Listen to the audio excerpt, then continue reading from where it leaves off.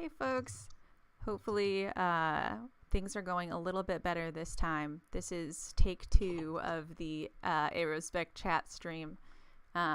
So any folks, including Xiaoyi, who are in chat or otherwise, please let us know if this is a little bit less laggy.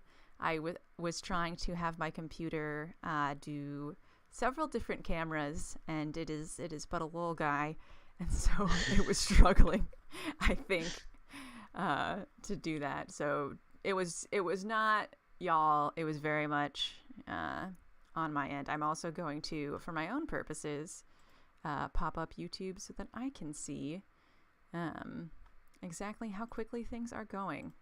So I'm going to give it a little bit of a second for folks who were in the previous stream to join and say hi while I open up the things on my end. Apologies to folks who are watching the recording. I will give a little timestamp if you would like to skip the preamble a bit. It doesn't look amazing on me watching it live, but as long as the audio is coming through, I feel like that is what's important. So if there are folks in chat who would like to let us know if audio is happening, if I turn it on, you will get the most terrible echo possible, so I will refrain from doing that. It sounded like it was coming all right. Okay, so you were able to do it? Unmuting it for a second. The Fantastic. Okay. Yeah. You will not be able to enjoy our faces in 60 FPS, but I don't think that's why you are here. All right. So the part of the show that you did not hear the first time around, we will be doing once again. So if you are just popping in, welcome to a special Aromantic Spectrum Awareness Week edition of the stream. Please say hi to our guest, Xiaoyi. We will go back through an intro. I can do mine first, and then you will get to meet our lovely, lovely guest. So I am Jacqueline. I go by Jana T on the internet and elsewhere.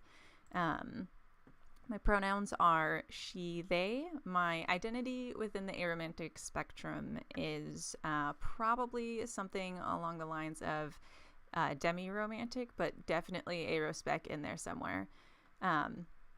Other queer identities that I have that are that have an influence and an intersection with that are that I am bi and a non-binary woman. And what do I do? What do I enjoy is the next little prompt thingy. I make crafts, which you probably know. I enjoy Dungeons and Dragons and nerdy things and overanalyzing media. And I also do some work with youth organizations, which is how I know Xiaoyi. Yeah. Would you like to introduce yourself? Yeah. I'm Xiaoyi. I use any pronouns. My relevant identities here are I'm an oriented aroace. I'm also agender, and that's my other little connection into the queer community. Like Jacqueline said, I work in various different youth programs that I've worked in locally. And yeah, I enjoy talking about Arospec stuff, so I'm excited. Good, because you get to do it twice today. Oh yeah.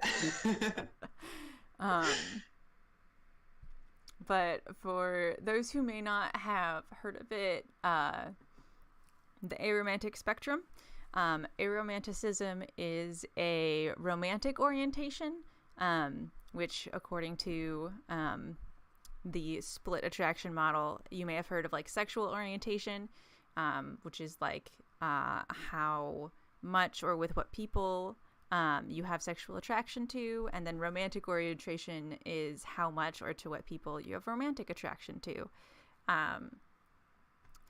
But aromanticism is then the romantic orientation, and it most commonly describes people who experience little to no romantic attraction to others.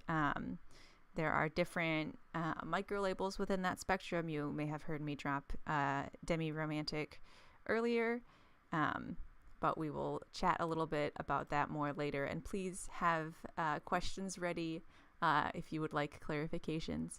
But Aromantic Spectrum Awareness Week, which is what we are celebrating, is an annual international event. It's meant to spread awareness and acceptance of aromantic spectrum identities, or Arospec, as you might hear us refer to them, and issues that Arospec folks face, as well as just making people more aware that we exist and celebrating the fact that we do.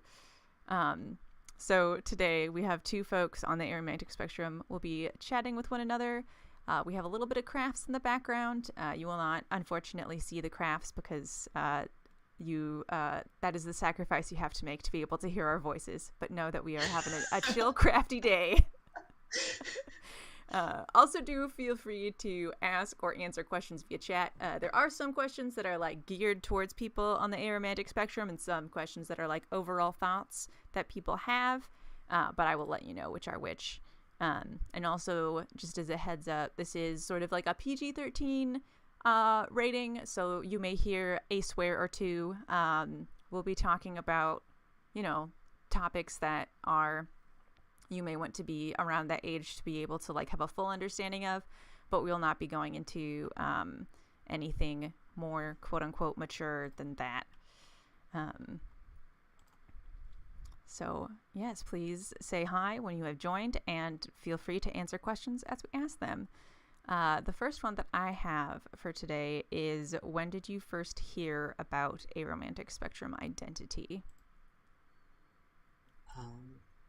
What a question that I've never heard before in my life. And definitely not 20 minutes ago. Check SWAT.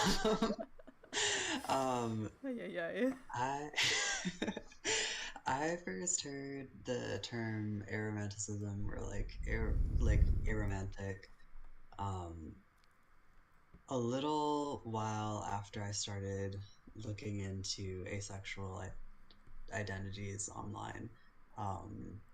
I knew what the term ace was. I knew what asexuality was, and then I started seeing things that were like, just because you're ace doesn't mean that you can't have romantic feelings. To which I was like, oh, what? Wait, then what does mean that? Because I would like that one, please. I want that one too. So I then did a little more digging, and I found aromanticism, and I was like, oh, good. Now we got both. We got the set. We're doing well. The collection is here. Yeah, the collection is here. Later on, I then added agender, all of the above. The trifecta of... Yeah, the trifecta. AAA battery. Oh my gosh, that's adorable. Yeah. That's excellent. I do not mean that in a diminutive way. I mean that with No, all the enthusiasm in the I- world. No, I love that as like an identity. I do enjoy it as a little nickname. Oh, that is fantastic. Well, I first learned about aromantic spectrum identity also online. I will say hi to the folks who have joined via chat. Thank you very much for coming in, saying hi, being part of the discussion. You can also share where you have first learned about the aromantic spectrum and the fact that folks identify on it. We're very glad to have folks here. And I do know some of y'all by names that are not your usernames, but I will be referring to you by usernames because this is the internet and I don't want to be weird or make y'all uncomfy. But it also, my experience hearing about aromantic spectrum identity was also tied in with discussion of the concept of asexuality, like right around the time that I had just sort of understood that that was a thing and a part of good queer communities, I will say. But it was mostly a sort of contrast in saying, like, you can have a lack of sexual attraction and you can also have a lack of romantic attraction. There was a particular post that was a little cartoon about someone in early secondary school asked who they had a crush on, and then just sort of looked around in panic to find the only like mildly attractive, mildly popular milquetoast person that they could, and said like, that one, that's the person. And I had literally that exact experience. And I was told that I was wrong, that I couldn't have a crush on that person because that person was dating so-and-so. And I was just utterly baffled by these invisible rules that I did not know. Roses and Arts notes that the first time that Art heard of Aero stuff was in Arts High School GSA, which is, I think it's fantastic that your GSA is like Aero Ace inclusive. But, like, what a while to go without, like, knowing that that's a thing that can happen.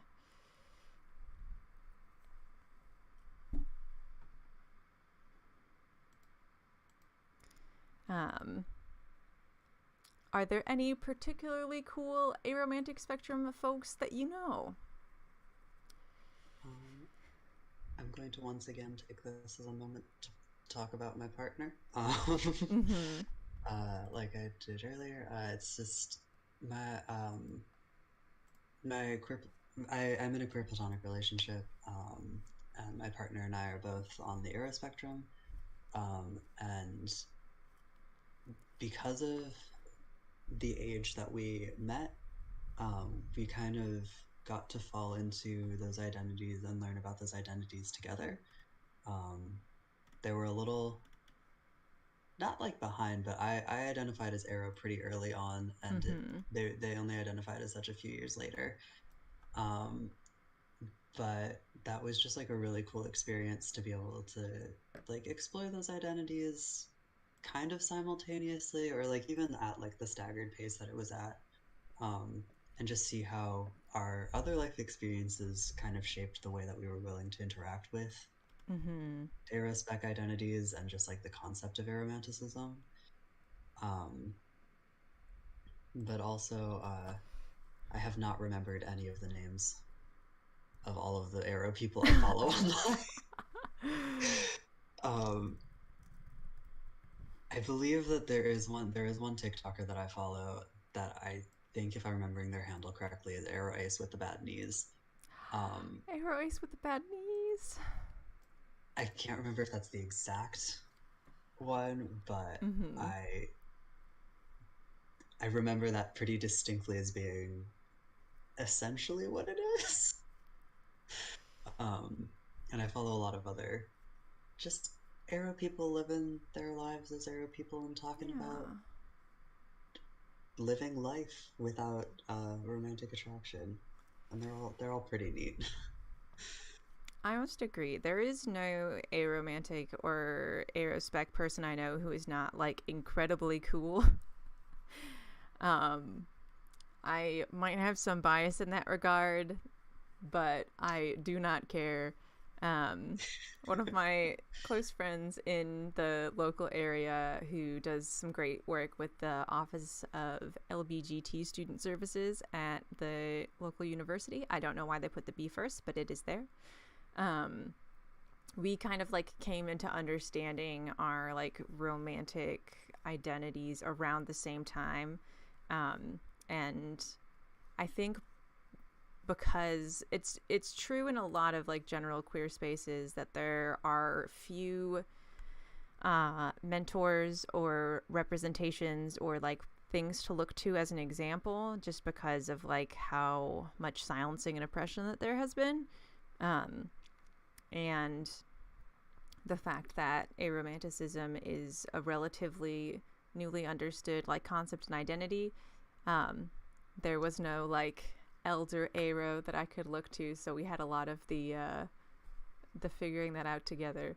I will agree with Roses and Arts in saying that the majority of online friends are Aero.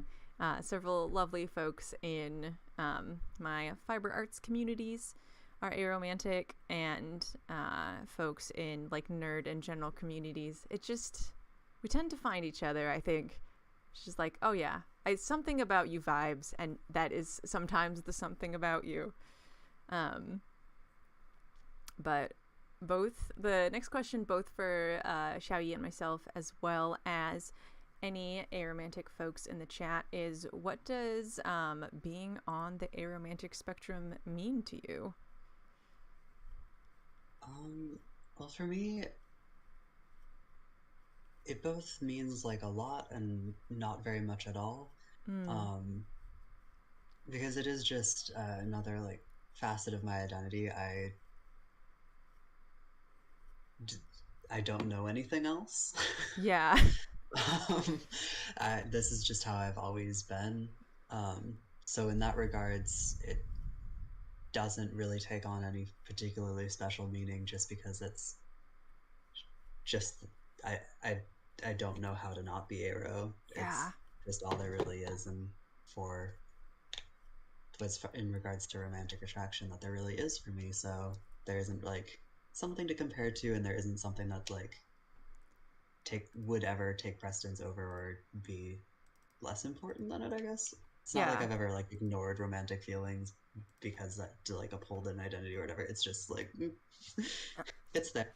But Yeah. on the other side of things, it is really important to me because it's really affected the way that um, like a lot of my platonic relationships have formed and have been um, familial as well to some extent, but because it's not because romance isn't really something that's ever been a thing for me.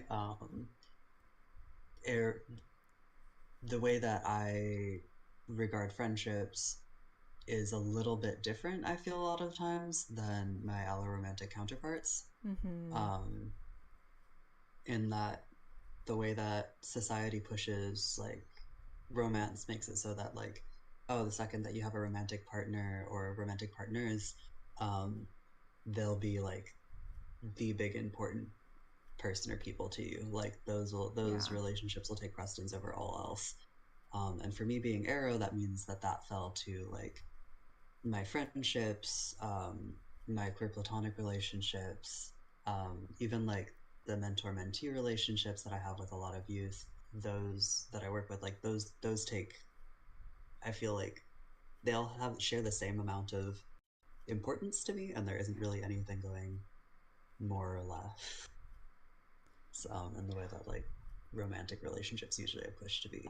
Mm-hmm. I always got the feeling that like as particular as time went on and with um my like olive friends, I began to get, and this is perhaps the most cynical possible way to take it, but I began to get the feeling that like I was the placeholder of their social life on their way to a romantic relationship. Like as soon as they got like the coveted thing, it was like, okay, it's been nice, you Yeah. go find one now. Which Yeah. it just felt gross.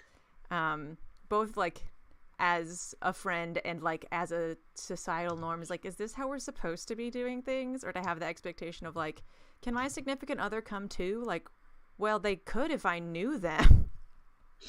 But this is for me and my friends, which they're not. Like, yeah.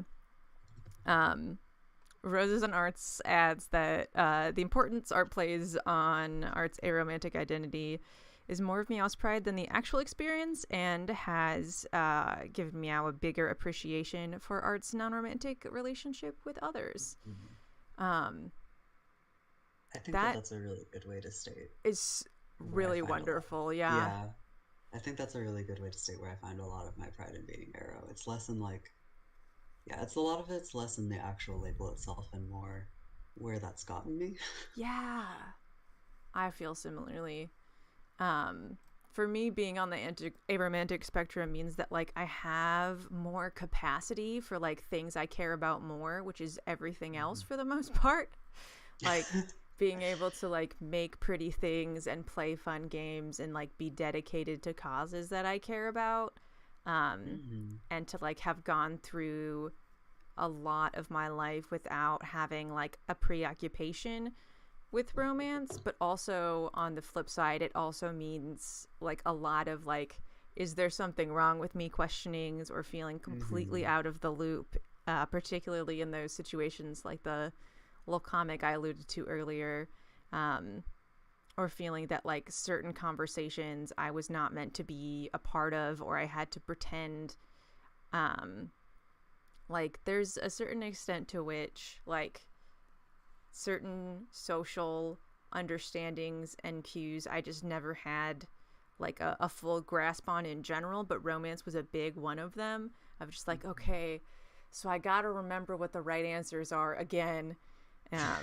And this is exhausting, whether it's like, no, I don't like Pokemon's for little kids, like, even though I do have my shiny Umbreon in my locker. Or yeah, I totally have a crush on so and so because he's checks hands hot. Like just like, okay, I'm trying to make my way through Oh, this. the checks hands thing, yeah. Ugh. I remember like people would ask like what's your ideal type of person? And like I took that like an assignment. I like because I Like, really like I world will building and character find. making. So like I pulled up one of like the character profile sheets and I was like, I'm gonna fill this out. I That's will make the so perfect person. good. That's amazing. um, this will be my ideal type. I probably still have that in my like notes somewhere. There were two actual school assignments, neither of which I think should have happened, that I responded completely differently than all my classmates to. One of them was when we read the book The Giver, and like in that dystopia, you like take a quiz to determine like who you are paired with for child rearing or whatever. Mhm. Um, and then you like once you reach quote a certain age, you like take a pill that doesn't, I think it said doesn't allow you to feel love, which is a wild way to put it. But the way that my teacher thought would be a fun way for us to experience this book is to have all of us take questionnaires, and then the teacher would match us with people who were assigned the gender different than the one we were in our classroom. Um, which is possibly the worst thing to do to a group of middle schoolers, especially when I was in middle What? school and I was like, none? Just like teacher matchmaking? Yeah, it was What? weird. We were 13. It was buck wild. Everyone was like, That's "Who so who did you get strange. matched with?" Yeah, the fact that that was an idea that made it from idea to execution, and I had no interest and everyone else seemed very interested. They're like, I know that like in the book you're supposed to be paired with someone opposite you, so I did the ones that were the opposite of so and so, and like that, like if that's something that you like are invested in, more power to you, but I just like did not understand it. Oh, that. Yeah. And then the other one was, oh, there was another weird school assignment I may never remember. Oh, thank you, Roses and Arts and Graphit 68. It was very weird, and it felt very normal to everyone around me, and I felt like I was the one who was in the dystopia. Also, welcome. We're glad to have you. Please feel free. We're chatting a bit about what being on the aromantic spectrum means, so if you are Arospec, please chime in if you are so inclined. Um, the other school assignment that probably shouldn't have existed is in biology we were learning about Punnett squares, and so you would like fill out your like, do you have a cleft chin, do you have an attached earlobe, what color are your eyes, blah blah blah, blah. And then you would match up with another person in the class. Nicely, they did let you match with any person of any gender in the class because that was not relevant to the assignment. I was like, nice. um, but everyone was like either like grabbing their friend's Punnett square or doing like a, oh, I think I'll ask so and so if they want to have this virtual baby together. I Um, remember an assignment similar to that. yeah, I I don't. can't remember if we were assigned who we were supposed to like match with, or if we got to choose. Like I can't remember at this point, but I have distinct memories of that having happened. Yeah. I did not understand why everyone was associating like creating a human with like having a crush on someone, neither of which I had done at that point. um, and so there was a student teacher, and he had filled one out, and I was like, can I use yours? And he was like, yeah, sure. And I was like, great, cool, this is so easy, I don't have to work with a person, this guy already knows what's going on. And everyone was like, oh, Jacqueline and Mr. So and so. I was like, what's happening? He's 24. Like, it was very weird. I am very sorry. I am very sorry to hear that y'all have done assignments like this. I feel like the genetic thing is a potentially interesting thing, but like, you gotta be thoughtful in the way you do that. I think it makes sense to be like to use as a kind of like, oh, so like, so you can check things out, like, oh, it's a fun little like check what a Punnett square does. Yeah, and Try like that. But understand your own genetics, sort of a thing. I But think it's all of the different connotations that are then immediately put to it, yeah, um, that are kind of a bit of a yikes. a Just a bit. little. Um, Also, Kravitz, I think you're referring to metanormativity, um, which we'll talk about in a second, I Oh, it's think. in here. Don't you worry. But that's specifically for like the normalization of like romance and the Mm-hmm. push for romance in our society. Um, I Yeah. am also very glad that you didn't get any matchmaking assignments, Bengo.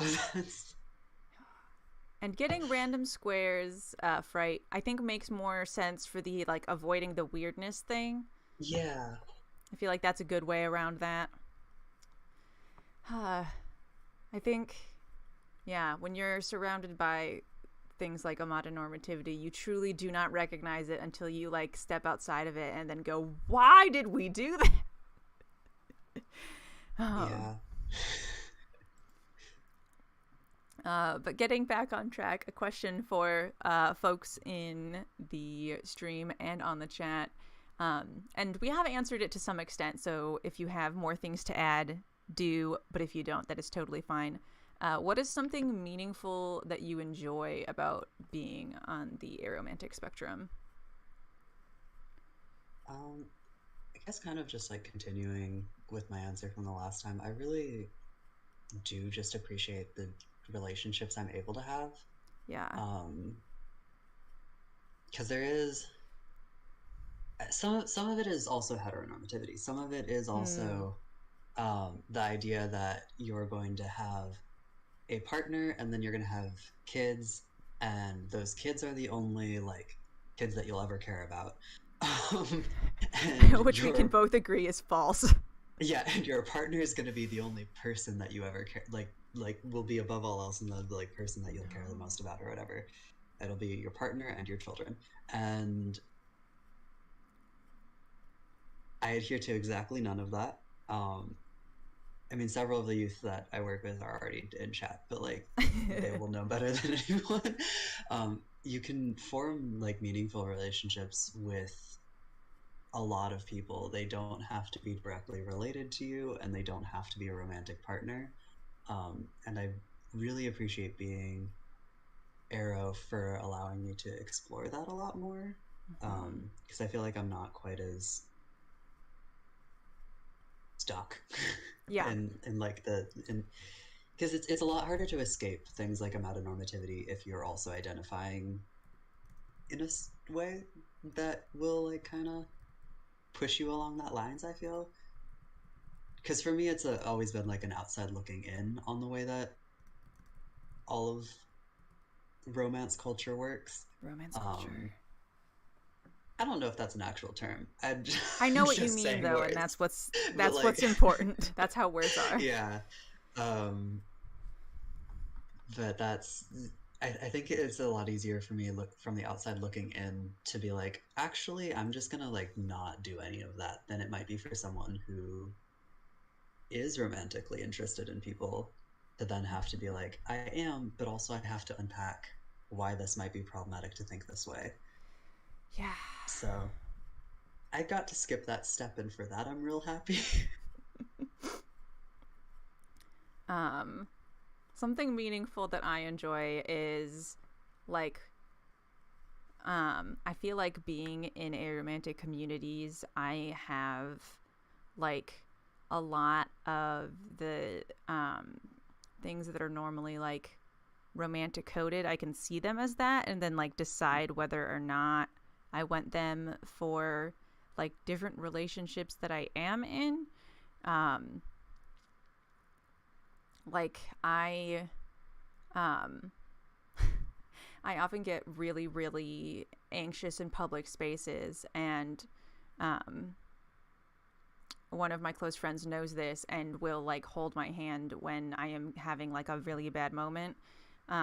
And it's very helpful and very sweet. And he like asked if that was okay and didn't just like. Um, but this occurred one time, and we were at a restaurant, and then the wait person came by and then like gave him the bill for both of our foods, and I was just like, there has been a terrible error here. So even though like that, like having interactions and being able to share things with people and not feel a pressure or like I am doing something wrong or doing something that indicates a feeling that I don't have, whether or not outside people will take it that way. And I'm getting better at knowing, like, at being able to let go of, like, listen, if they think that I am here with so and so in a romantic context, I will just accept that they are wrong. Roses and Arts said that being able to simply exist without pressure on myself to experience romantic or to experience romance after coming out, very nice part of being Aro. Were you gonna say something as well, Xiaoyi? I was just gonna kind of add on to what you're saying. There are a lot of those like things that can be like romance, like coded, that are Mm-hmm. just good things. They're I just feel that should be nice. normalized. A lot like casual touch among friends. Like I obviously if both parties like if all parties Yeah. are comfortable with it, but like a lot of times those type things are like ah that must be romance, but like handholding's just nice. Yeah. Hugs are just nice, like little like forehead or like cheek kisses, those are just like sweet and cute. Very good. um and also like writing, like you can write like little like love letters to your friends, like little things to be like, ah, I really appreciate you for this, that, or the other thing. Like, That is you've been here so for a while. lovely. This is really sweet. Like those type of things that are like so typically like supposed to be for like yeah, for romantic Yeah, like situations set that just aside or whatever. they're just nice things that fall a lot of times into the way that different people like experience love. Like if you go by like love language thoughts, Mm-hmm. those can also be platonic or Yeah. familial or like any of the other forms of love. Also, yes, roses and arts. Let me cuddle my besties Yes. is a great point. Mm-hmm. Our next question is open to everyone, whether or not you are on the aromantic spectrum. What are some common misconceptions that you've seen, either surrounding arospec identity as a concept, or just around those who do not desire or pursue romance?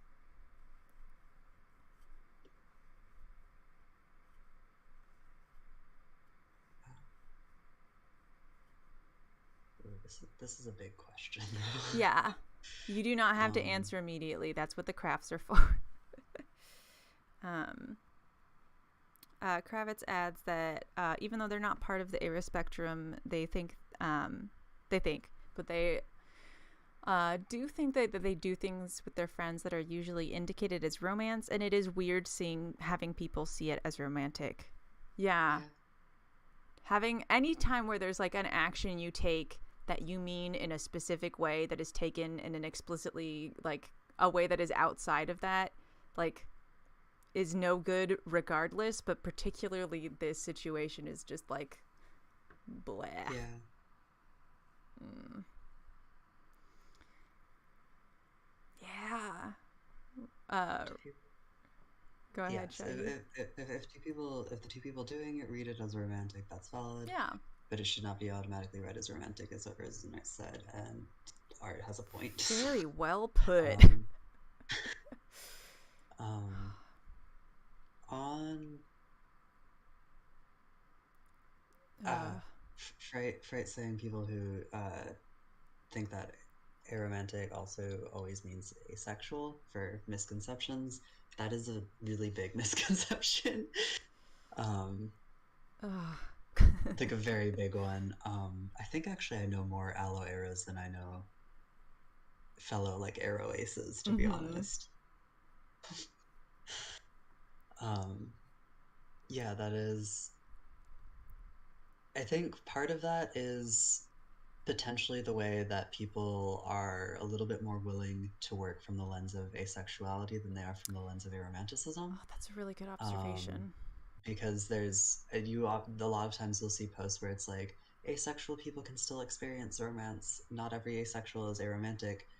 Um, as like the rebuttal to what that separation looks like, and not necessarily from the other round, which is not Mm-hmm. every aromantic is asexual. Some aromantics are allo. Um, I just thinking for myself, the number of times that I've seen that reversal is very low. Yeah. um, when they should be held at about the same amount. Mm-hmm. Um,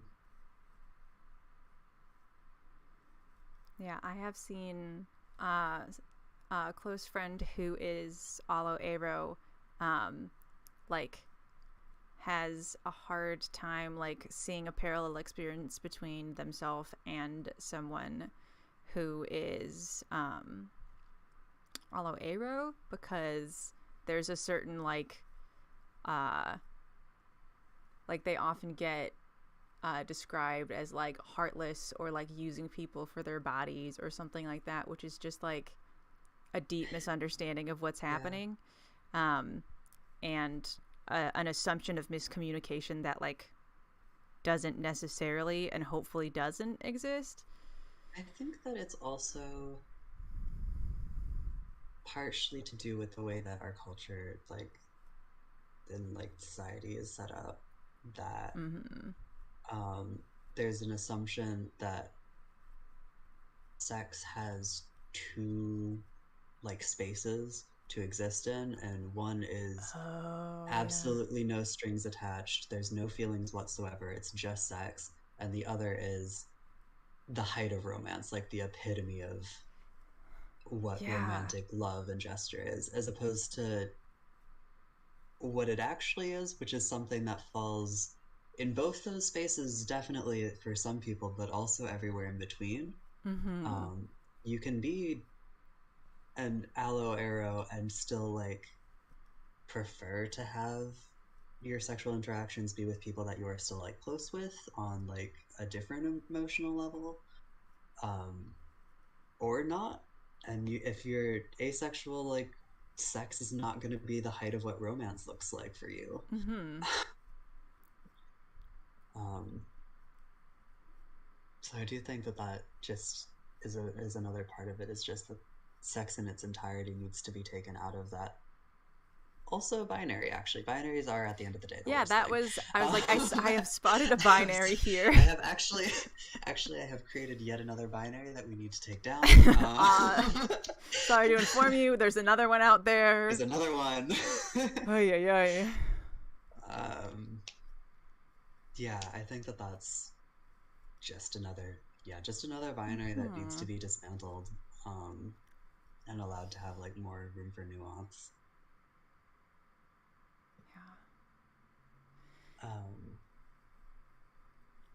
Um, Roses and Arts adds that arrow people being heartless is a huge misconception, and that romantic love is not the end all be all of love, um, which is very, yeah, very true. That's been the biggest one that I have I seen.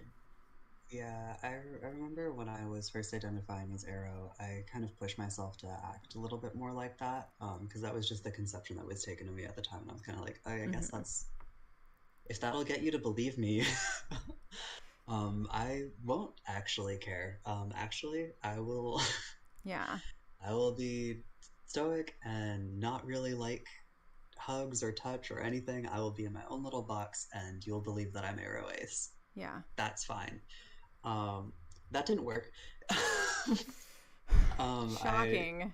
shockingly enough, forcing myself into not caring about anything was actually detrimental to my mental health. Who could have foreseen this? Oh, is it the consequences of my own actions? and yeah, no, I romantic love is just it's just another form of love. Um, in it's no it has its differences from, but it's no more or Hmm. less impactful than familial or queer platonic or platonic love all can be, or Yeah. even just like general, like outside of that, like a nope, today I can't remember the Greek forms of love. The one that's just like general, like everything, the world. Yeah. I also can't Like, remember, but that makes me I, very happy. I can't remember what the term for that is now.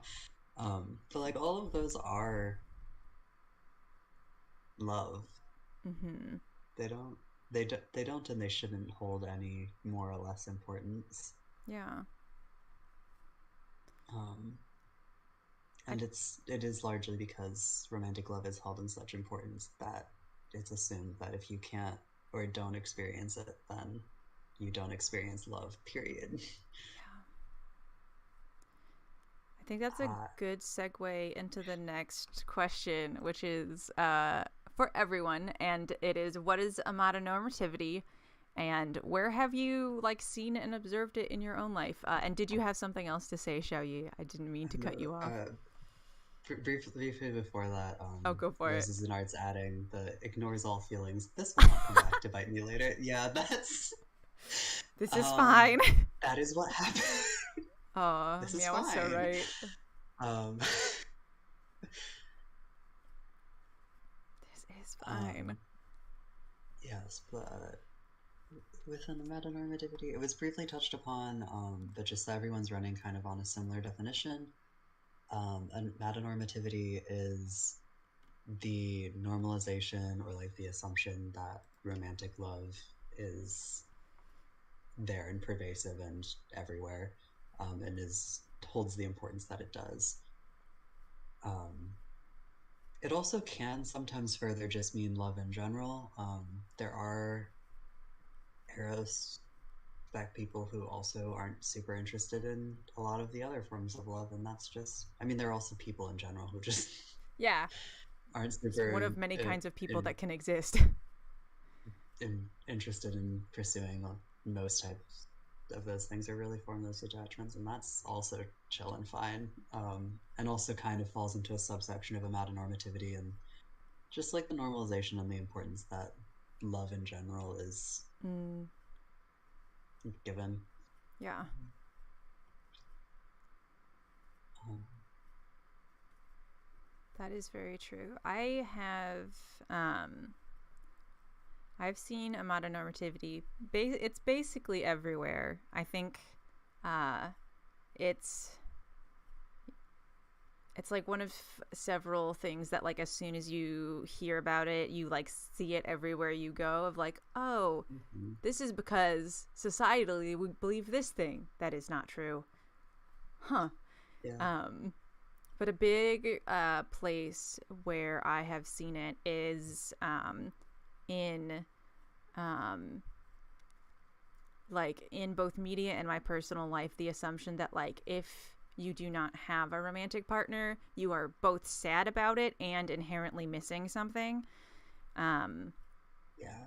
It's the really common trope of like it's almost always specifically like successful businesswoman like at the height of her career, Ugh. but but is missing something deep inside, is cold-hearted and pushing everyone away until she finds one man. And that's like the perfect combination of both like amatonormativity and heteronormativity, but like the idea that she couldn't have just been a successful businesswoman living her life. I would like Um, to be and befriend the people at the start of Hallmark movies who are like, yeah, I've got this really sick business going, or like, I'm really down for like my like new project that I'm doing that I'm excited about or whatnot. Like, that's awesome. yeah. And at the end of them all, it's always, this is my partner, and they're the only one who will ever matter to me ever. And Mm-hmm. like even my business or like this, my life's dream might take second place to them, and I'm I'm like, whoa, grateful to whoa, my whoa. friends for making it so that I could find this person, and they will be clapping for me in the wedding scene at the end of this movie, and I will never see Yeah, them again. yeah, they'll be in like three scenes, and all of them are just to set up this romantic Yeah. attraction. Um, Fright has the romantic subplots in places where there doesn't need to be one. Absolutely. Just what if we didn't? I I think about those frequently. Just like they're everywhere too. I can think of very few movies where they didn't feel the need to be like, actually, and then these two side characters got together, or like, actually, the main character is going to take a quick, we're going to pause on the plot, quick little detour. um, Fright adds until guy from our hometown comes along, and he has a he has a sweater. sweater. Yeah. What's Um, this? No one could have or seen this coming. honestly, one of the more frustrating, like, you can have the best, like a real sweet romance that I'm all behind. It can be Sure. like even as a subplot, but especially in action movies, when that then suddenly is like, hold on 1 second, the bomb is like 2 seconds away from blowing up or whatever. Like you need to, we're on a time crunch. I'm gonna pause, kiss my partner real quick. Maybe even this will be the Extremely moment of important. passion, and then like after everyone is guaranteed to be alive afterwards, please. Could we wait? I know there's a There's bit. time. Go ahead. No, there's just like there's time afterwards. We got to deal with this now. Yeah.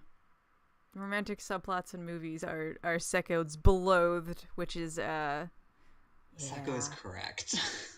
There's a reason that the movies I enjoy are the movies I enjoy, and a lot of it is like they focus on cool stuff that I find interesting that is not Yeah. that. um yeah, another place I have seen a modern normativity, especially in um Christian culture, because I went to a Christian college, which I tell you was an experience for any kind of queer person. Um, but the like, and then you will find your partner here and graduate, and you will get married and have two kids that also attend this college. Uh, just like it was inherent in so many different things, and like a lot of the like faculty and staff were like really jazzed about it. Like like you were in many ways like rewarded and celebrated for like pursuing or thinking about or talking about or being in a romantic relationship of like, yes, you've done it, congratulations. um You did the thing. yeah, it there's an all-encompassing nature to the way people talk about romance that I find strange and unhealthy. Sorry, Fright's comment is retired from crime. My new job is kissing my girlfriend. Um, Criminals beware until I fall in love and will leave this city. uh, Oh goodness. it's just it's just a little funny. Yeah. Yeah. Um, Like, this is how I feel about people who run marathons. Like, I have ran before. I didn't like it.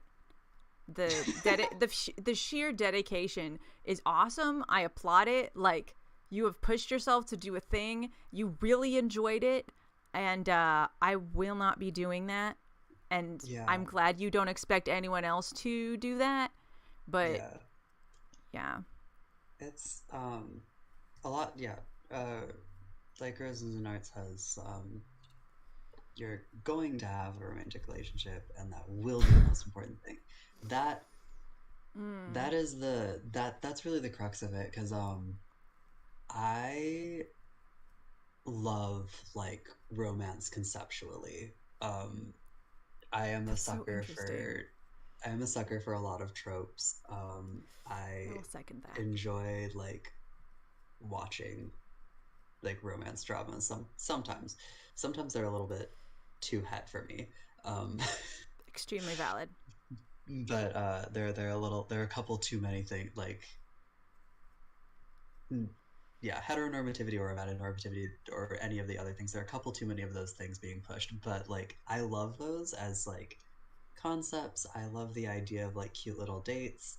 Um, my partner and I like to plan or have the thoughts of cute little dates and the like. That's one of the like typically romantic things that we like to do. Um, but it's the idea that like this relationship is going to be the most important one ever, and you have to find it. And if you don't find it, there's something wrong with you. That's really where all the harm comes from.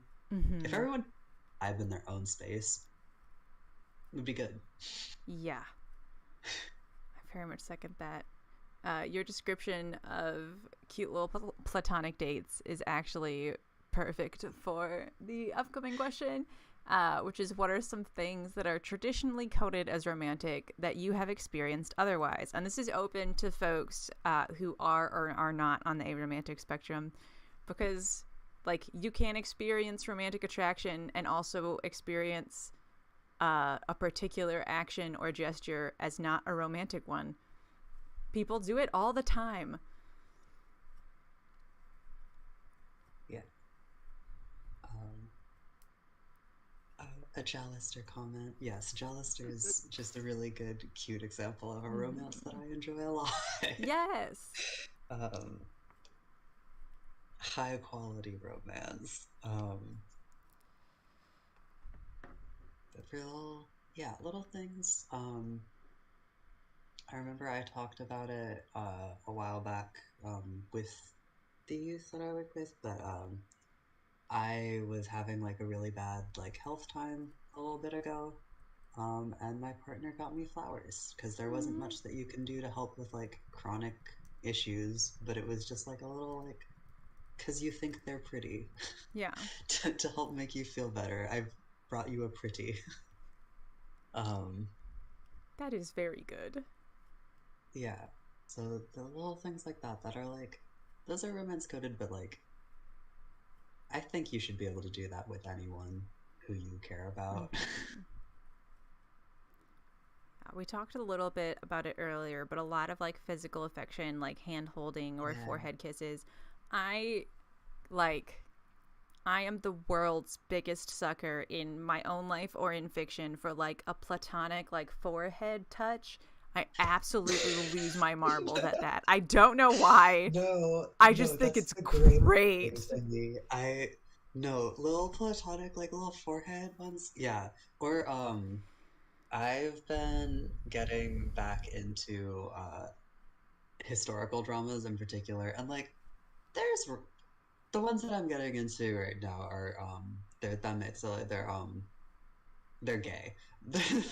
Like it is supposed to be queer, in like in a romantic sense, but like Mm-hmm. little affection with especially like with having most of the time with longer hair, but like combing hair or Oh, like yeah. braiding or doing your like it's just like a sign of affection Mm-hmm. or like love too, like those just my heart. Yes. Just those like little things like that, I think. Yeah. Just I wish were more normalized. I used to like my brother had longer hair than he does now, and when we were little, I would just like play with it to calm him down because like the he would be understimulated, and it was just like a nice little thing. Or I would like I also do like rubbing like someone rubbing your back is like a comfort thing, whether Yeah. it's like a I'm affectionate towards you or you're gonna be okay or I still know Mm. that you are here and I'm paying attention to you. I feel like This that's is a very versatile one. Go ahead. Is like this is not like necessarily always like a romance coded so much as it might be more like familial, but specifically with like children Mm. as a thing. But one thing that I wish was just more common post like early childhood is like tracing on like skin. Yes. Like I know that's something that like a lot of people do to help like calm like like kids, especially before like putting them to naps, and like is just like tracing like little shapes, just like real gentle touch, just to be Yeah. touch. um, and that's something I wish was more Yeah. prevalent, just as a sign of affection. And I Mm-hmm. don't know if we addressed it, but we had a couple comments specifically Oh, mentioning yes. like telling your friends that you love them. Yes. Yes. um, Wholeheartedly seconded. And giving them wholeheartedly Valentine that. stuff. I love queering Yeah. Valentine's Day in every possible way. There is a reason that um, Arospec Awareness Week is the week after. It's because we're all very cheeky and we all would like to No. take this thing and turn it into something that is perhaps different. Like, Yeah, please tell uh, your friends that you love them. yes, telling If your you do. friends you love them if you do. I don't know. Yes. I have people who are like who have like recently I would consider a friend, but I do not know if I feel love for them, so I would not like say that just to say it, you know. Yes, no, that's very fair. Um, Words mean things. words do mean things. Those are all those are all really good ones. I Hmm. think also just experiences that are usually considered to be romantic or like dates, Yeah. I think should be less so. Mhm. Um, trying to think of some like everything from like taking trips with your friends, if you're able to do that, like even like one-on-one trips Mhm. with your friends, because I think a lot of times when people are like, ah, yes, this is a trip with friends, it's like this is a whole horde and not just like I want to further explore my friendship with this singular person and I think we'd have a good time not in our current location. Yeah. um or um like other just things that are considered like more dates, like dinner, which I Yeah. don't know why is always so romantic. Like If you are both going, putting food in your mouth in the same room, you yeah, must be putting a food in your mouth romantic. must be romantic, especially if there are only two of you. Gotta be romantic. Yeah, going to the park, having like picnics, Cute um, things. little like those little fun things. Those are all things that I think should just be Mhm. things you do. Absolutely. Yeah. Talking about like I about like things that you can do like with a friend and like travel and stuff. I find Mm. myself even like when I was a lot younger and would find myself in like summer camp or a group situation. I would often like find my one person and be like, well, this is it, we're buddies now. So I find like group dynamics are often tough, so I really like having like a person who gets me in a situation. But even in the past few years, like in college, I went to visit one of my friends for like 5 days because they were a few hours away, and like hung out with their family. It was great. We spent most of the time playing Super Smash Brothers and watching Kuroko's basketball, and I would have it no other way. But at the time, they were perceived as a male and identified as gay. So like as soon as I was like, "Oh, I'm going to visit him," they'd be like, "What?" And then I'd say, "He's he's gay and my friend." And they'd be like, "Hmm. Well, that's all right then." Like Yeah, I it was think very weird. yeah, I think also like to that, but like in a like geared towards younger type things, it adds there are about a million and one reasons why the whole like boys and girls can't have sleepovers together. is weird, but that's definitely one of them. Yeah, I Where remember. it's like, Go ahead. no, it's yeah, no, go ahead. That was just it's weird. I It's remember being told that like there was a friend of my family's who was around my brother's age, that we like would hang out with and play board games with and trade Pokemon cards with and such.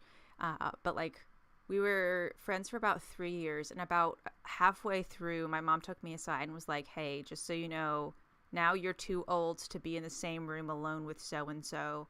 So make sure that your brother's always with you." And like she didn't explain why. She like that's so I strange. understand like keeping people safe from an unsafe situation, but that was not how it was presented, and that was not like how it was put. And I so think yeah, I think yeah, if it comes with an explanation of like if you're like I don't know, any sort of explanation, be like, hey, would we not feel more comfortable if you and your friend of that is of a different gender is are like or actually no. I still because you also get the heteronormativity side of things. I don't understand it. I take that it's back. But there are there are but the like mononormativity there heteronormativity is yeah, so hard to there are so many untangle. layers to that. But like yeah, being like, hey, because also just like the idea that anyone's feeling because I know that one of the big fears in there is that like there would be like sexual attraction or feelings happening there. Yeah. And I'm like, that's also another layer to it. I Yeah. people start conversation at a really young age where I feel like maybe we shouldn't be sexualizing children. Yeah, or the idea of like, oh, like like this like 3 year hot old is take. such a ladies' man. Like, no, he's not. Yeah, He's 3. like hot take. Let 6-year-olds of any gender have a sleepover together. What? um, they're Yeah. 6. um, but like even like getting older and into like teen years where maybe parents start to be concerned about that, I feel like people should still like sit down and have a conversation as to why and be like, hey, so like these are the boundaries that we as parents would like you to have. Also understanding that like life might be different for some people now. Be safe. But also maybe like have it be a conversation where it's like, we still trust you. Yeah. Let us know we still because I think that a lot of times there a lot of it also comes down to a lack of trust that Mm. parents in those situations have in their children to know Yeah. anything. Um, a few thoughts from the chat is that Kravitz notes that having those things forced on them with everyone because they're bi, and their friends get so angry because they can't have things just be platonic. That is, I feel that because I am bisexual, and so I feel like as soon as I say that, the like my interactions with people get reevaluated instantly in a way that's not accurate. And so I'm sorry that you have also had to experience that. Um, and in terms of the like children thing, that is a child. Please leave them alone. And asking preschoolers if they have like a boyfriend or girlfriend, Seko says it makes him very mad, and it also makes me mad because like I feel like I, the two questions we ask kids are like, what do you want to do when you grow up? Because your worth is defined by your productivity. And do you have a boyfriend or girlfriend? Because if you're not productive, well, then at least you have a boyfriend. What? yeah, at least there's a romance in your life, and if you have neither or want neither of those things, or even just like don't really know, then you got to work on it like I immediately. guess. Figure it out. Um, yeah, that's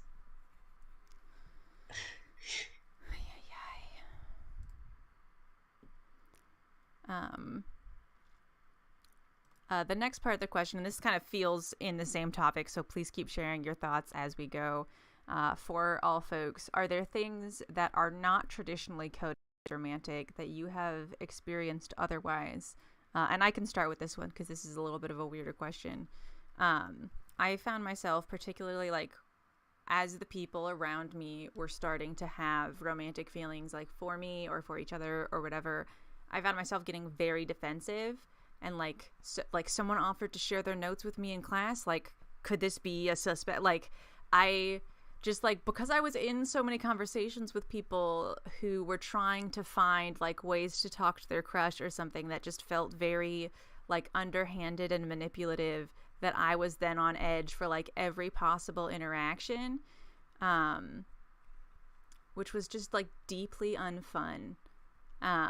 And then also unfair to like people who did just want to be nice and share their notes with me or talk to me about their favorite Final Fantasy game or like do whatever. I would have such like overprotective suspicion.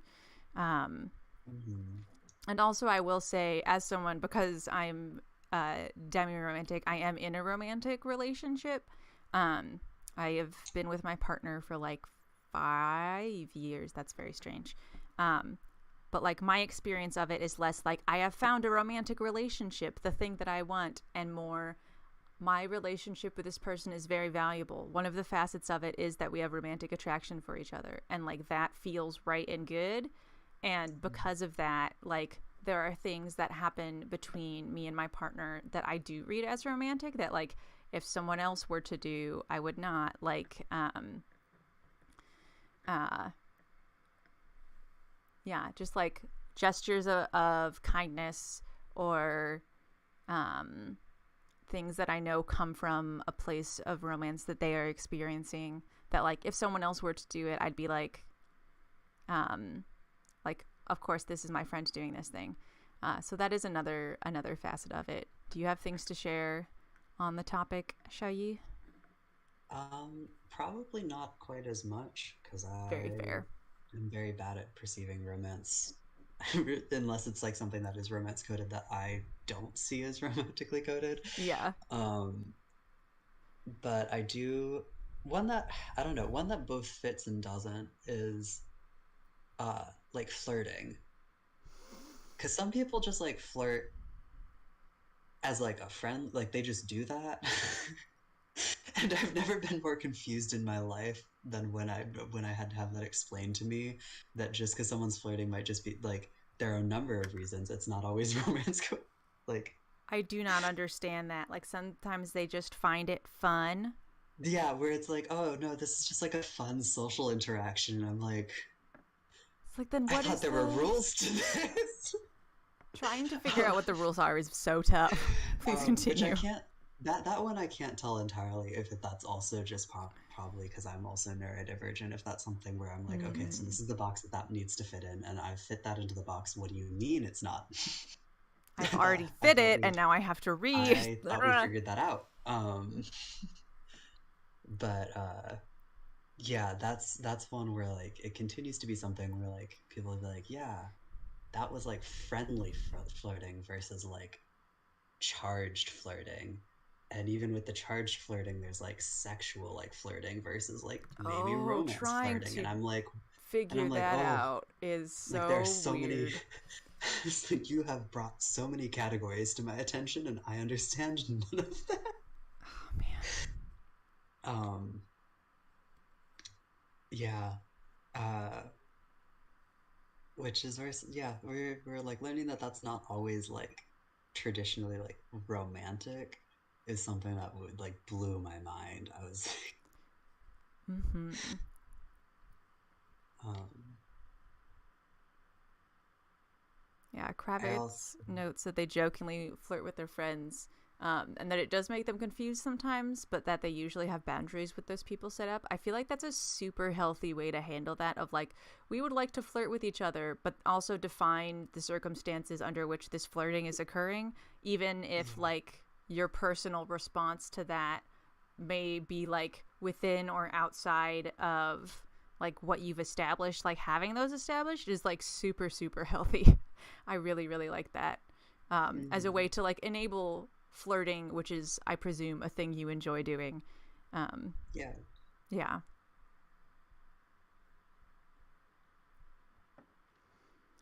Yeah, I have a very hard time parsing flirtation because I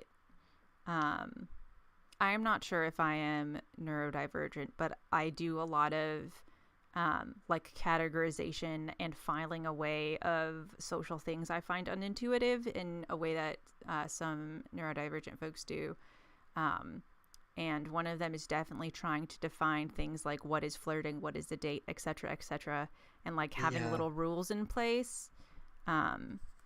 Like I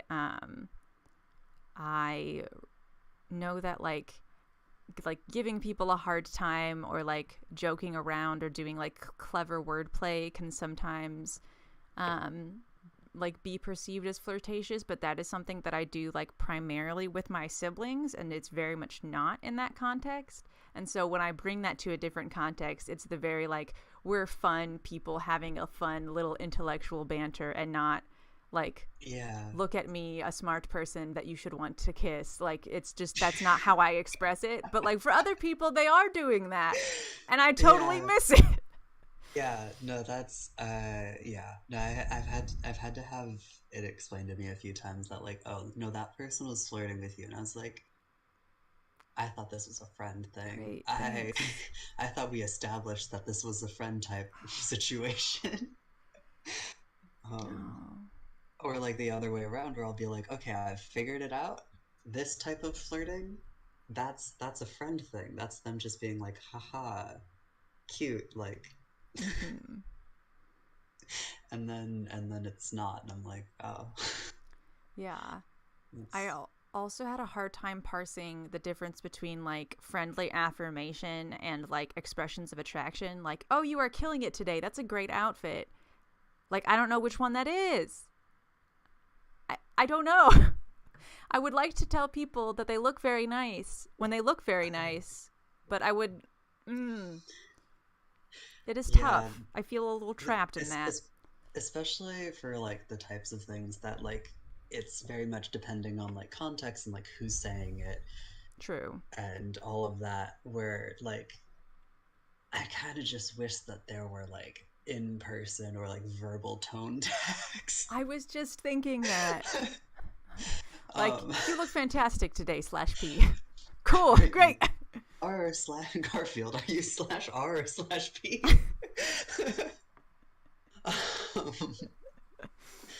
um, Roses and Arts did not notice one of Meow's elementary school friends had a crush on Art until Art read it on a piece of paper. I feel that on a very deep level. I'm sorry for probably the weirdness that came with that experience. yeah. Yeah. That, Yeah. I do have that of either interpreting everything as romantic out of like trying to overcorrect or interpreting nothing as romantic because that's how I would interpret it. yeah. It's a strange world to navigate, which is why being friends with other Arospec folks is really validating and helpful. On a lighter note, for Arospec folks, what is something silly you enjoy about being on the Aromantic spectrum? I like making dumb jokes, and I like having arrow imagery be meaningful to me. Like it is the one, like the lowest possible significant thing about that part of my identity. But I like seeing arrows places and being like, aha, I have a secret meaning for this. um oh for the Risen Arts to bring up the and then it happened again, but it was someone who bullied Art. Yeah. That's one of those other like weird, it falls into it also is like that heteronormativity but also a metanormativity thing where it's like that whole like teasing and like bullying as a form of interest, which Like is strange to something has me. gone wrong. Something's gone terribly wrong. Yeah. um The idea I, that like oh, so and so is just making fun of you because they like you has a very similar energy to like you can't be in a room alone with this person of like, wait, why? yeah. For what reason? Why would your first instinct uh, be to Also, that upset a doesn't person make that my you're interested in? experience of bullying more palatable. You've just Yeah, like also I was validated their actions, which are not appropriate actions. yeah, also my time here sucked. So actually I didn't like it. Mm. Yeah, just like as a like yeah, like they were bullying you just for like fun, for like because they were interested in you. They thought you were cute, and I was like, great. There are so many other ways It was to still terrible. It was communicate this. terrible time. 0 out of 10. Would not want to be bullied for romantic reasons again. Nope. um, Ay, ay, ay. but also arrow puns was said by Rose and Arts, which Oh, yes, Art is so just right. just the amount of puns that you can that come up. I also particularly like that I can call myself a AAA battery. I think it's funny. I find that It's utterly just like one of those delightful. little things.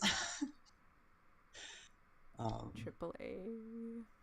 AAA battery for all three of those queer identities. I am very glad, Roses and Arts, that your friend's mom was able to name that for what it was, because sometimes in that situation, not having someone be able to say that is not something that should be done, that is bullying, and that's not okay, I is think it's yeah. I think Go it's ahead. really important, especially for when whatever's going on is with like younger people, Mm-hmm. um, that there is an adult that steps in and is like, hey, that's wrong. Because a lot of times it's adults in those scenarios that are like, it's just because they think you're cute. Um, and especially like, because that sort of like the pigtail pulling idea starts really young. I feel like Yeah. early elementary school is when you first start getting those like reactions where it's like, they're just teasing you because they think you're cute. And if like literally any adult in my life, I think had sat me down and been like, actually, if it's upsetting to you, that's upsetting. You're allowed like it doesn't Oh, matter what the intent was. The impact is that you're upset. I think that would have changed a lot absolutely. um, of just how I ended up viewing romance for a long time. I would have loved that as well.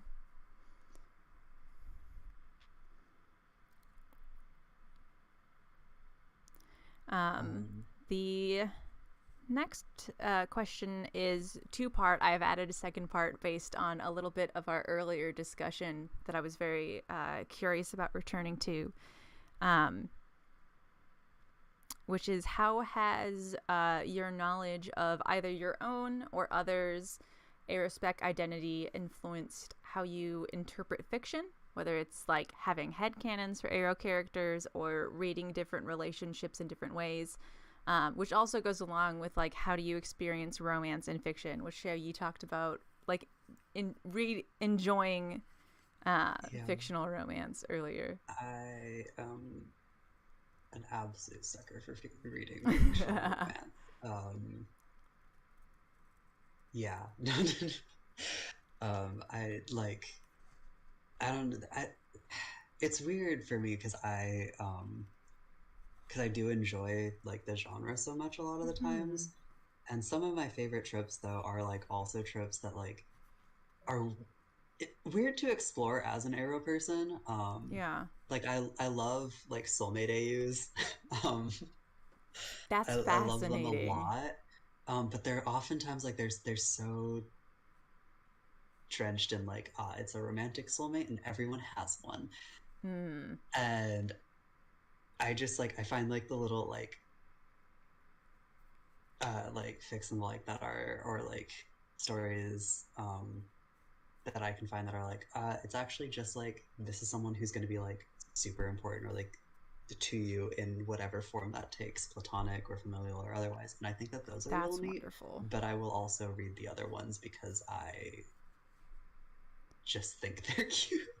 Yeah. um um but there are a lot, yeah, there are a lot of those like tropes that I enjoy that are like I can never picture myself living in a world where those exist. or like where Mm-hmm. whatever's happening is real. Yeah. Um, Apologies for terrible audio. Please continue. I knocked over my mic. um, but at the same time, it's one of those things where it's like, cute. I I don't exist in this world, but you have your fun. um, Yeah. but yeah, yes, there's nights. Let us have platonic soulmates. Yes, please. I love platonic soulmates as like a concept. Um, and like before my partner and I knew what queer platonic was, that's what we called each other. Oh my gosh, I I mean, love we that still do so sometimes, much. but like, but that's because there we didn't have a word for explaining why our relationship wasn't romantic, but it wasn't like the rest of our friendships, which were not quite as deep of a bond. So we settled on platonic soulmates, which was really cute. I like it.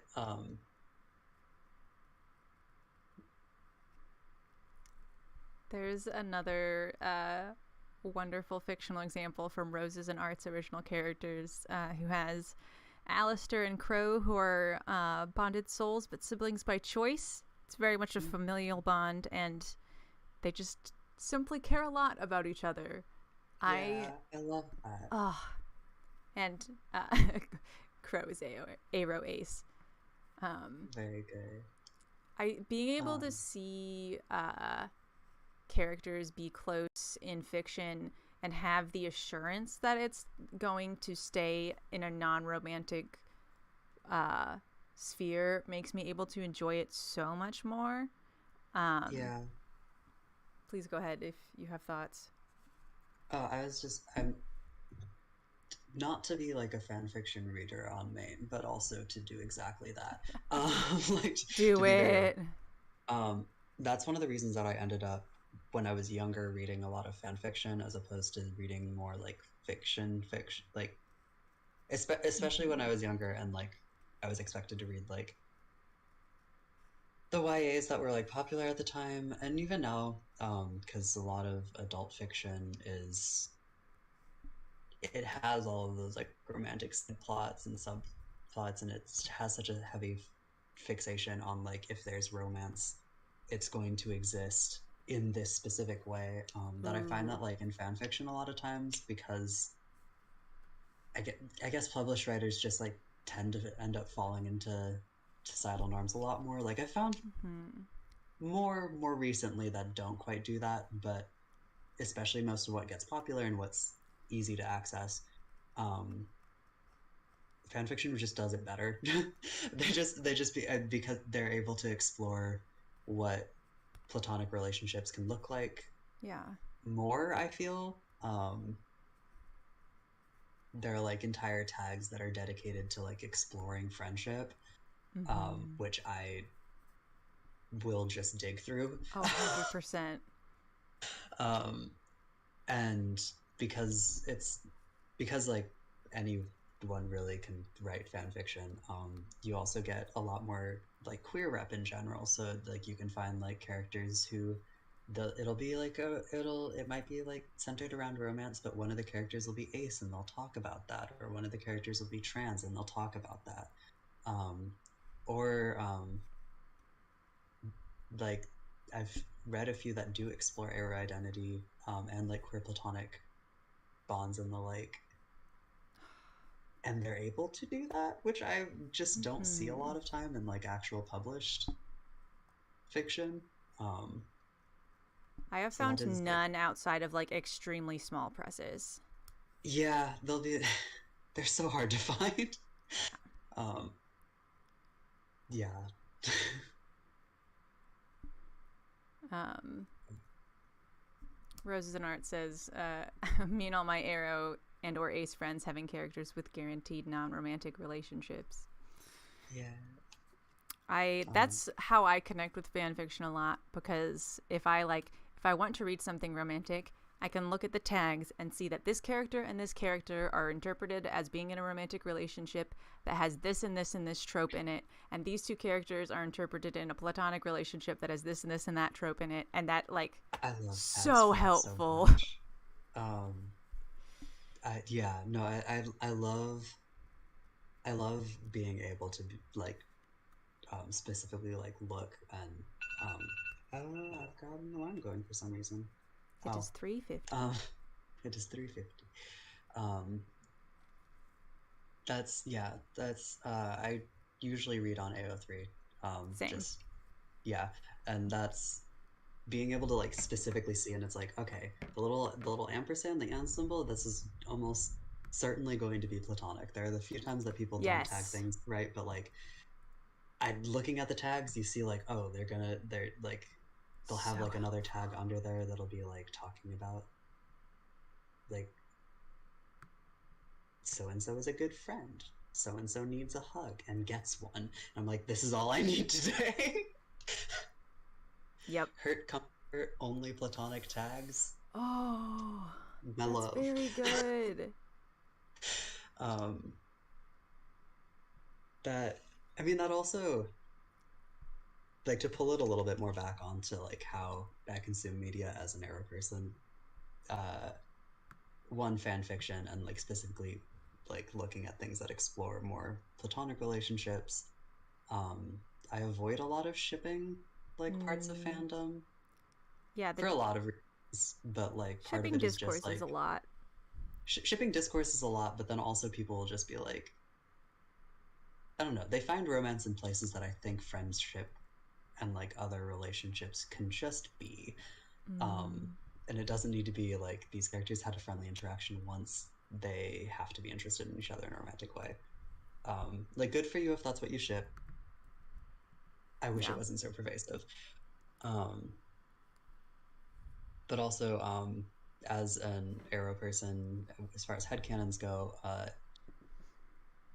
even if a character has had romantic interest before, I will, if I like them, I tend to just be like, I relate to you, and I've decided that the reason I relate to you is because you're also Arospec, um, or like also trans, or also ace, depending on how Mm-hmm. I'm um, picking and choosing from those identities.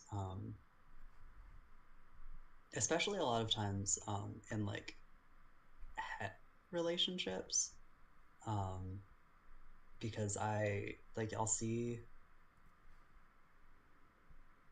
I sometimes they'll be portrayed in a like, oh, they're very pretty, that must mean that I like them, or like, especially like if they're coming from like a guy's perspective, it'll be like, I actually think girls are disgusting and gross, but she's pretty, so I like her now. We're gonna date, and like that's or that is just like or that's just comp het, and because I've personally decided that it's comp het, I will bestow upon you the gift of being Arrow.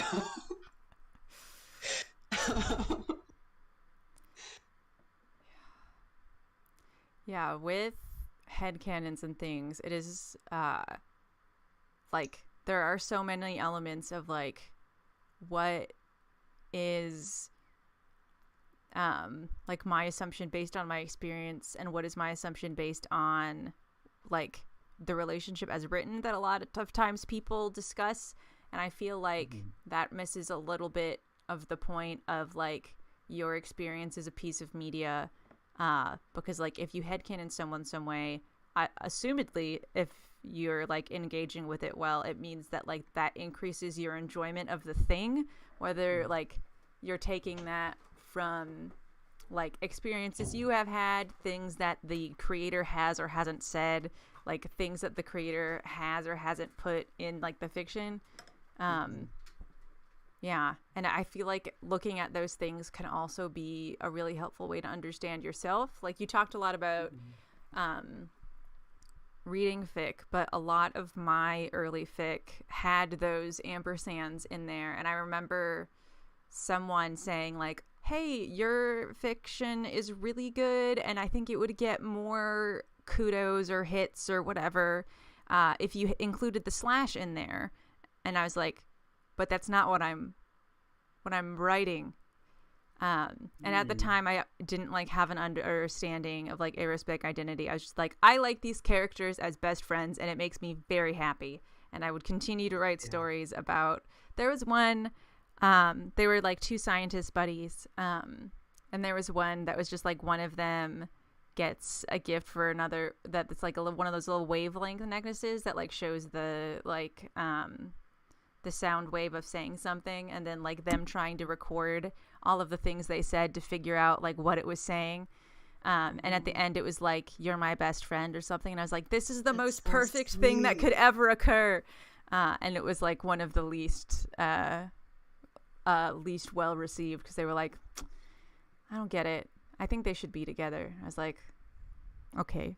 But yeah, exploring fiction from both like reading and writing, looking back on that, it's like abundantly clear that that was coming from like an aromantic perspective of just like celebrating and enjoying this thing. But at the time, there are also just like a lot of really great friendships in media that because they're friendships and they're usually between side characters. That is like another thing. Like you'll have like I will say that the cutest and best friendship, just like a wonderful friendship going on in the background, and so it never really gets explored much, and so I immediately turn to like fan fiction and I'm like, well, okay, so who's written who will flesh this out for me, how will I explore their friendship? And like sometimes it'll be like a friend, there's a lot going on in the friends to lovers tag, but I just will be like, okay, but like what if we just had like a nice day of them having tea together or something? That brings me such happiness. There was one time where for the same group I was in a fic exchange, and like I was very clear to the person, like, I am willing to write romance for whoever I get paired up with, if that is what they want. I just would like to have no romance in the fic that I receive. And I asked them to do like a gift exchange, and just seeing them like interpret like what gifts they would get for one another that like were meaningful to like who they were as people and how they understood each other is just like, it was really lovely. It was really good. It was one of the kindest things I've ever gotten from a stranger on the internet. That's great. Also, Roses and Arts says a wonderful summation of what we've been saying about headcanons. The highest honor has been bestowed upon you, Aerification Beam. Yes. It is so true. Kind of to add to that, and also going back to the misconceptions at the same time almost, one of like the common things that comes up is people will headcanon like robots or like non-human characters, usually as Arrow Ace, like as a pair together, but especially and sometimes just Ace but with the implication of being Arrow, like just not, I think, understanding that those are separate identities, which comes from that misconception that like Arrow people don't really have feelings, can't really form the same bonds, that type of thing. But also I will accept any and every robot, AI, or non-human being as Arrow all the time anyways. But it's a very different, like, I don't know, it's a very different feeling coming from an allo person being like, this person doesn't feel things and therefore is Arrow, versus me being like, you don't experience romantic attraction, do you? I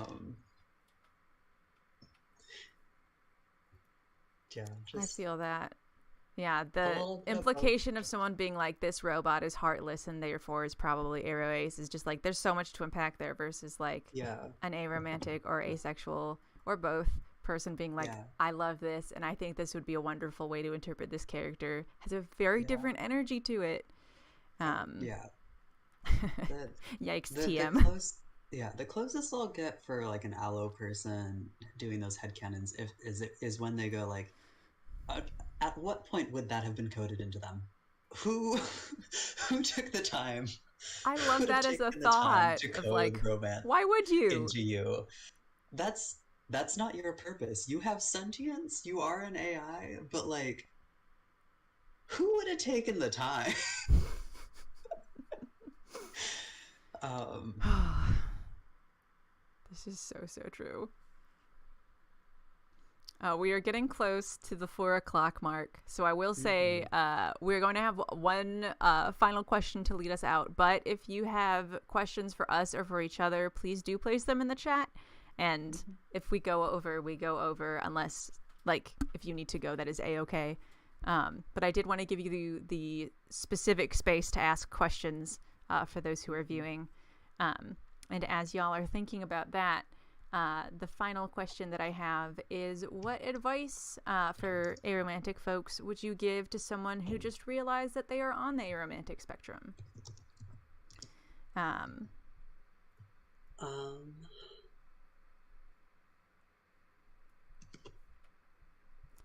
if you need a second, I hmm. can go ahead and share my thoughts on that. Yeah, I'm gonna take a second. Yeah, for sure. I do not want to put you on the spot. Before, I will add that Roses and Arts has pointed out that it is so much work to code romance a robot. Um, and Kravitz says there's a character in a game who shows emotions, and they think it would be neat if he was Aero Ace. I'm very curious what game this is, if you would like to share. Um, I am always here for fictional robots. Um, but I will say advice to someone who just realized they are on the aromantic spectrum is like, know that that is like a cool and neat thing to have and not something you have to explain to people or like have a perfect, you do not have to represent anything and you do not have to behave a certain way. Like, this is true for all aspects of queer identity, but I feel like for aromanticism there's a particular energy around it that can sometimes be just inaccurate. Oh, it's Pathfinder from Apex Legends. I have not yet played Apex Legends, but I'm very glad this robot is in there. Oh, funky little friend robot.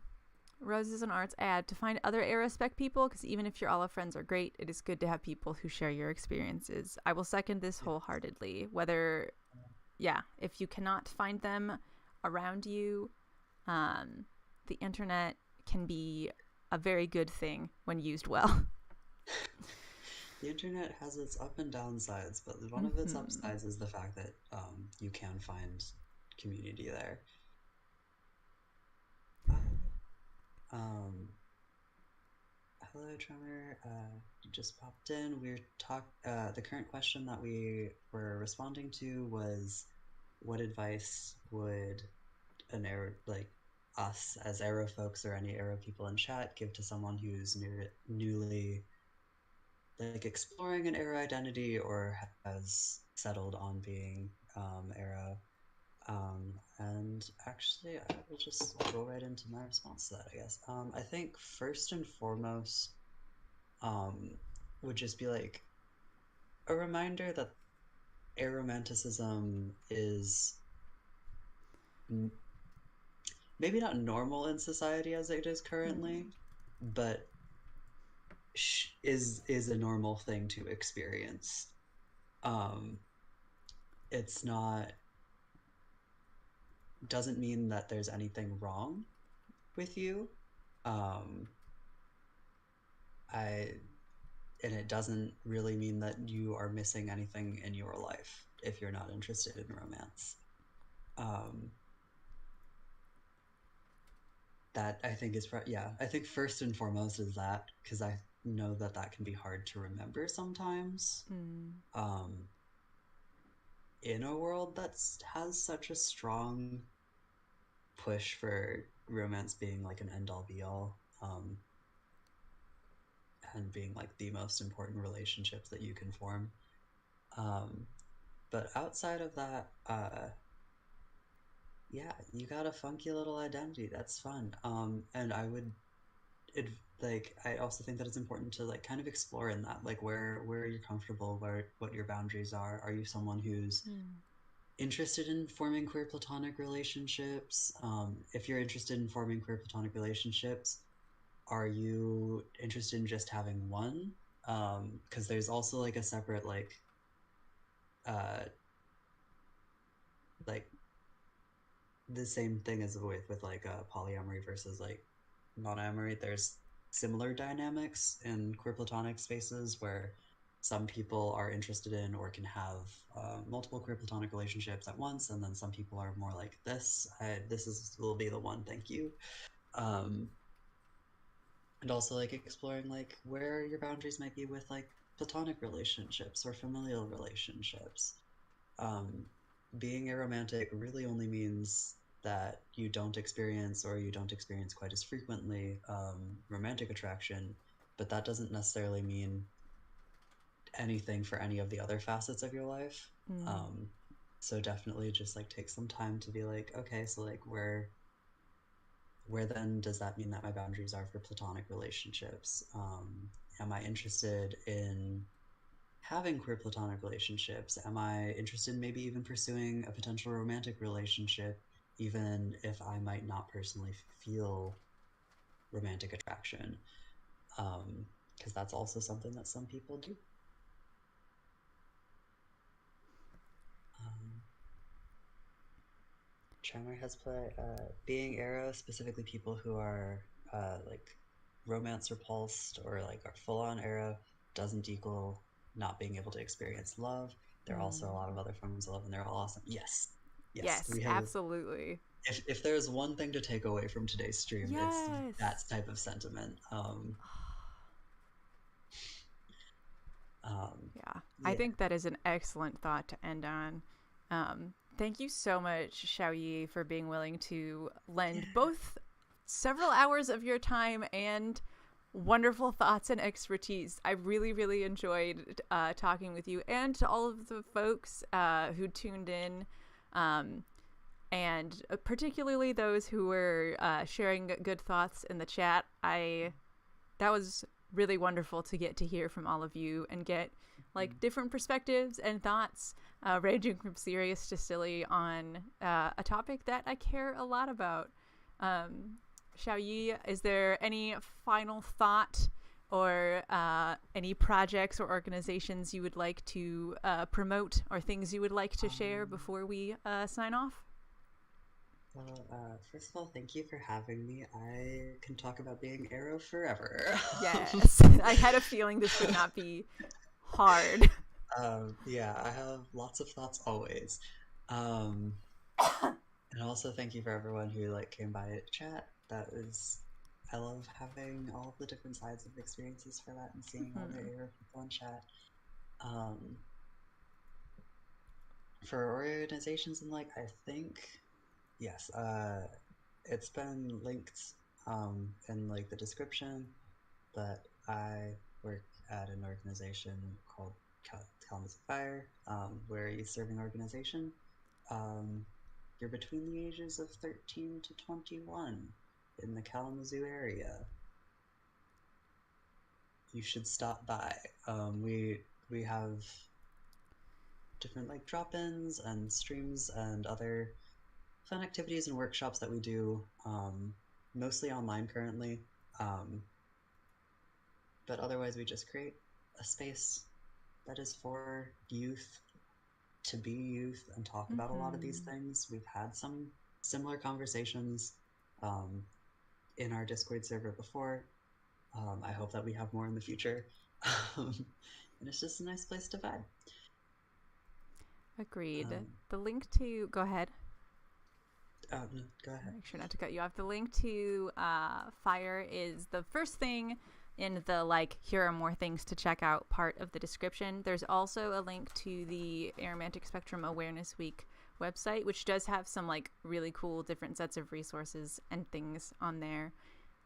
Announcements for the channel as a whole. I will be back on my lonesome next week, probably going through my work in progress box.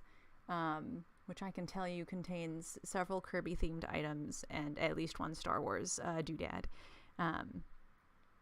Etsy has been updated. There are some fun things on there.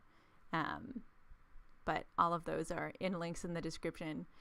Thanks again to folks who tuned in. And again, Xiaoyi for making this a particularly special stream and for being the first official guest, which came with its own kind of technical know-how, and you were extremely gracious through the whole thing. So thank you very much.